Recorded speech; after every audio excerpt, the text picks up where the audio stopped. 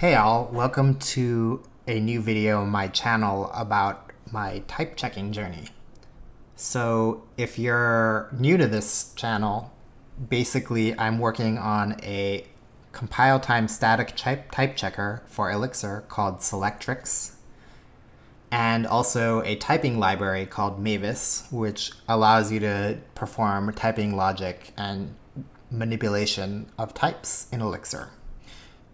So, the last video that I made, I talked about a new type that I discovered that isn't by default a part of Dialyzer.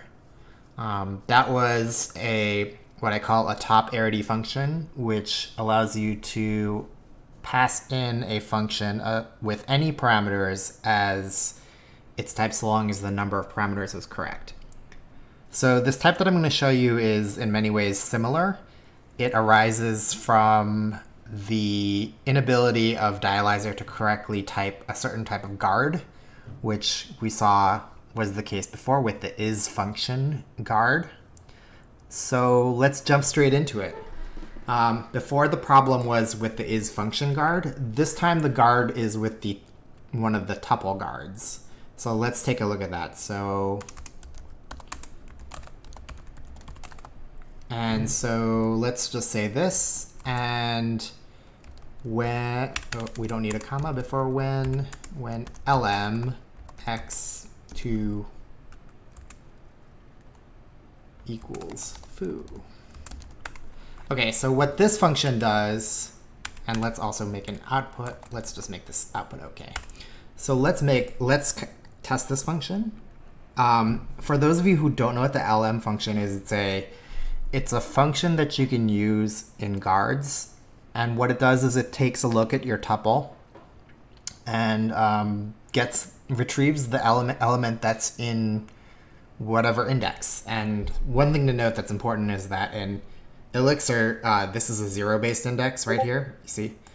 But in Erlang, the equivalent function is a one-based index. So just be careful when you're using this.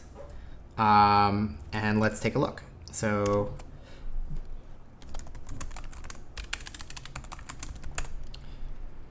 let's first kind of just play with the lm function. So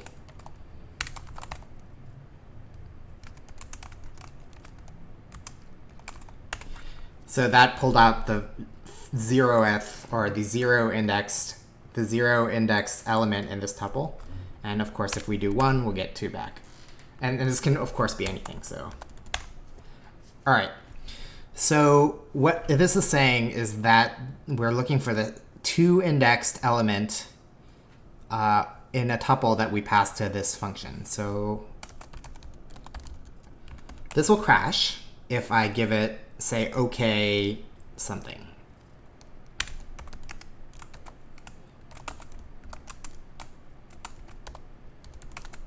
Right? Because the second element of this tuple, or the index 2 element of this tuple, doesn't exist. So this will fail. This will also fail because it needs to be atom foo, right? But if we make this atom foo, then we're going to be okay. Okay, but let's take a look at the Dialyzer type spec. Dialyzer thinks that this function can take an arbitrary tuple. And I think one of the things that maybe didn't make it so clear is that Dialyzer will kind of destroy this information about this tuple moving forward because it thinks that the output of this function is just tuple. And moreover, we get a second problem if I try and call this function. So let's do call fn. This will take no parameters, and I'm just going to call my function with some tuple. All right, so we don't see any yellow underlines, right? No yellow underlines coming out of this. And of course, if I call it, we're gonna have a problem.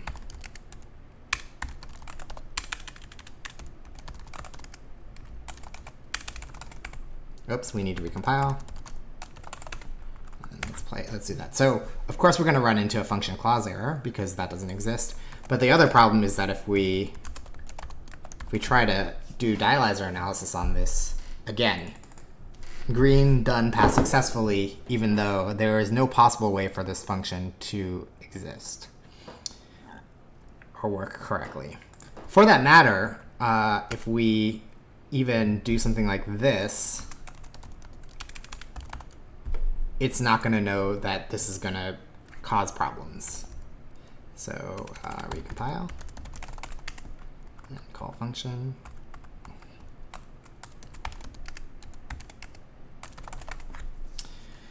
So dialyzer still doesn't know that this is a problem. So how are we going to fix this? And just to prove that this is okay, we can do this, right? So this function can work, but unfortunately the limited nature of dialyzer's type system prevents us from understanding that this is an impossible situation. Okay, so what is my proposal on how to fix this?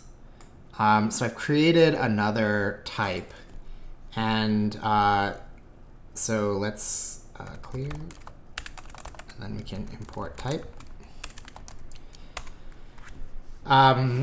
So what I've done is I've created a new type that's called minimum. So let's kind of play around with like basic two-arity. So basic two-arity tuple, we'll make that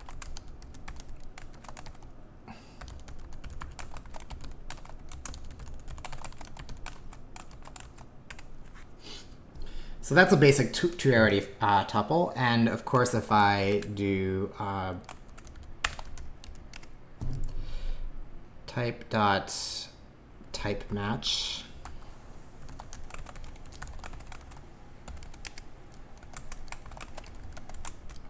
okay, 46, that's true. But if I do a three-arity one, right, that's false. And then we have an any tuple, so we can do this tuple.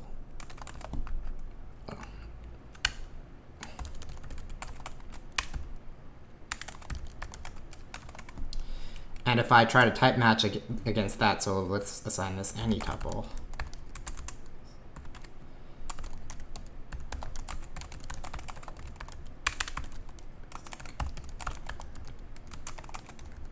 Oops, let's do any tuple. So the empty tuple will match that, as will a singleton tuple, as will something like this, right? They all match. But what I want is something that maybe will fail if I don't have enough, elements in my tuple. So what I've done is I've created this tuple that I call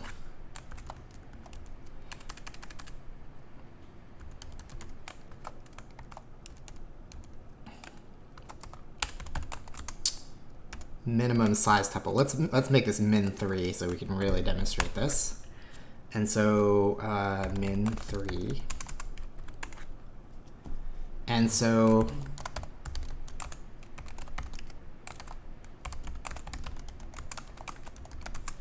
this will fail. And so will, but this one won't. So I think with these sorts of nice little constraints, we can start to get an idea of how to create a system where a function like this can actually work. It may be worthwhile to think a little bit about producing a little bit more typing information even on top of this, where I can start pinning down specific tuple elements. And I think that might be in the works in the long run. But for now, I rather like this idea that a tuple can have a minimum number of elements inside of it. And, so the interesting thing here is, again, there's an interesting inversion where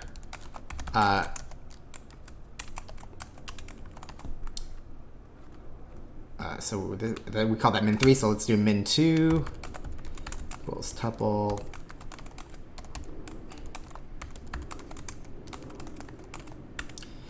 and so let's do this type.subtype min2 min3.